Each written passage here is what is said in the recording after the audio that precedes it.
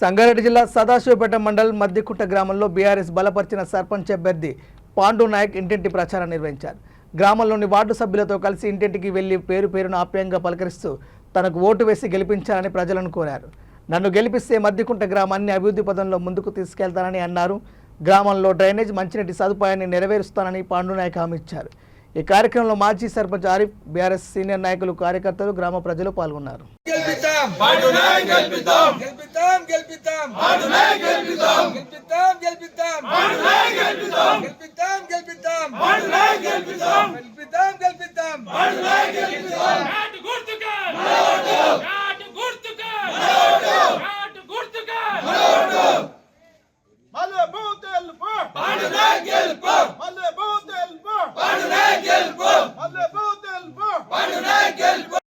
मधुकुंटे का रहने वाला हूँ।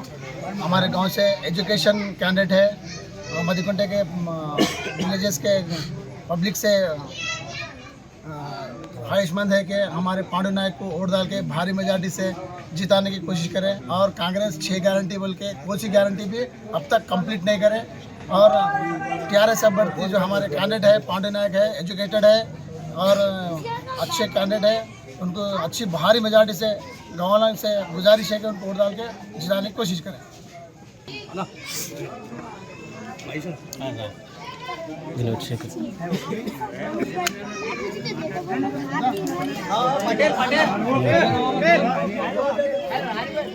పాండు నాయక్, నేను బీఆర్ఎస్ సర్పంచ్ మద్దికుంట సర్పంచ్ అభ్యర్థిని.